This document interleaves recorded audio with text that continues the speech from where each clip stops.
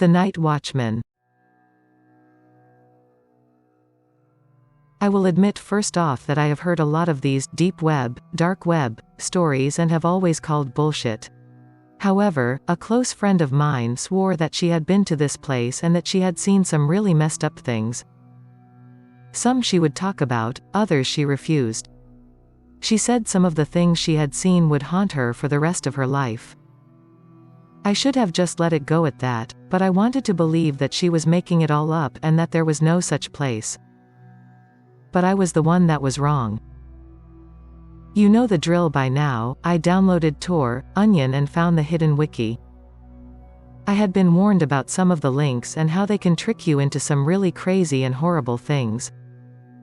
I clicked a few. They were mostly sex meetups, escort requests, drug deals.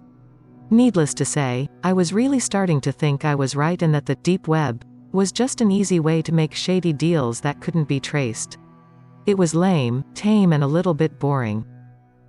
I looked around for something remotely interesting until I found the link, The Night Watchmen. Okay, this could be interesting. I was thinking it might be some guy telling creepy stories or walking around a sleepy town at night or something. What greeted me was a flat black page with 3 videos blown up to cover the space, sitting side by side in a line. They were paused, and on each of them was a picture of different people. The first one had a family of 4, mom, dad, and 2 little girls. The second was a couple with the female being very obviously pregnant.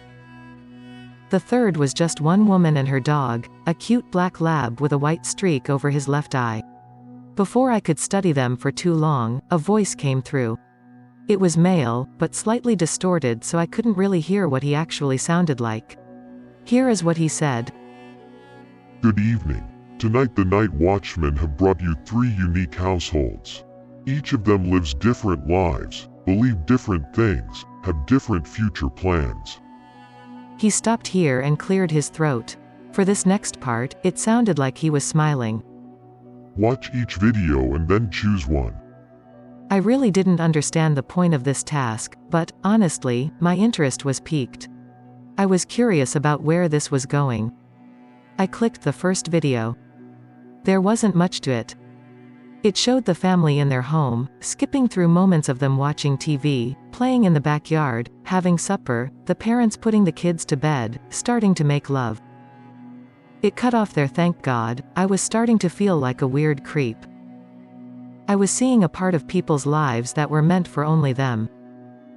I reluctantly clicked the next video. I was transported into the home of a young couple getting ready to start a family. It skipped through to them in the baby's room hugging and generally looking excited.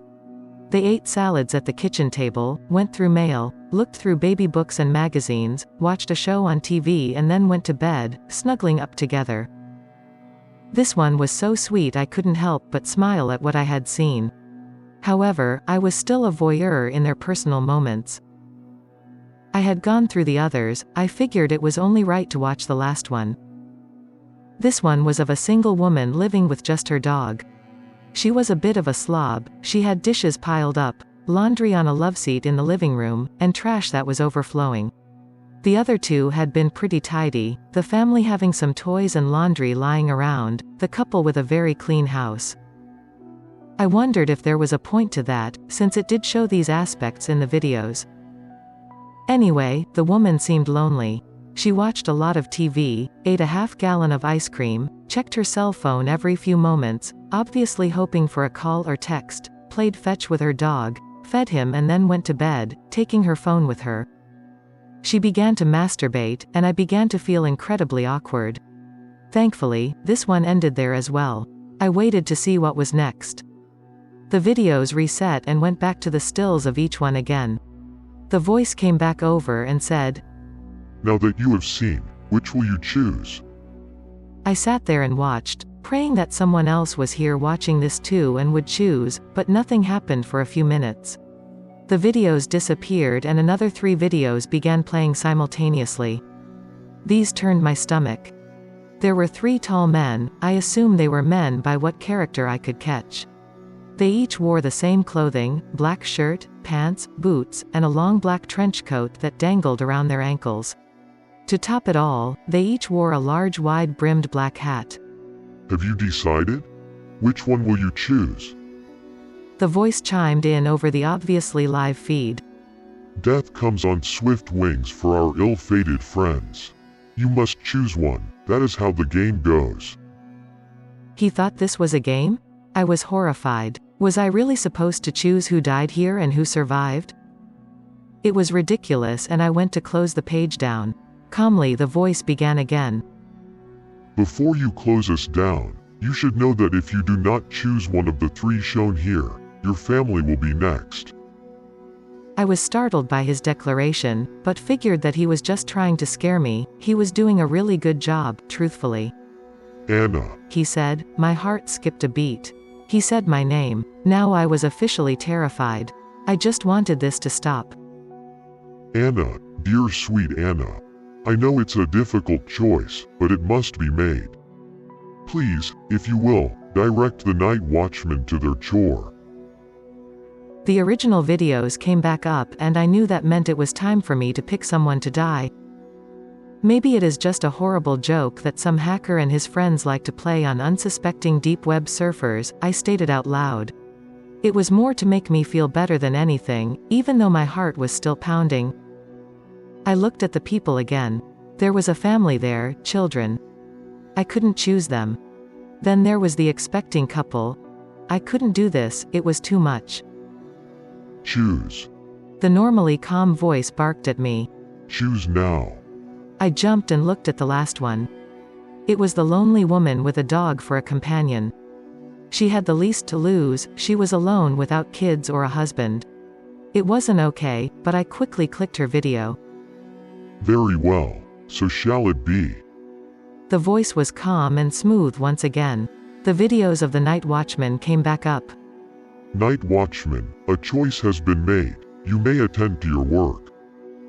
I watched in horror as two of the watchmen began walking toward the houses in front of them, and the third one walked away from a house. I was confused. I chose the lonely woman, but her watchman was walking away. He disappeared into the night, and the feed cut off. The other two videos grew bigger and took up the screen. What's going on? Was all I could say. The two watchmen that it showed, each effortlessly broke into the houses. I was biting my bottom lip so hard it bled. The feeds walked along with them as they each silently roamed through the houses. One watchman walked into the set-up baby room and looked around gingerly, then made his way across the hall to the other bedroom. The other watchman walked slowly down the hall. Seemingly trying to decide which room to enter, he chose the children's room. I looked over to the first one. He stood at the foot of the sleeping couple's bed, holding a huge machete. He walked to one side and began swinging wildly. There were screams so loud and frightened that I felt like I might pass out or throw up. I looked over to the other video, reluctantly.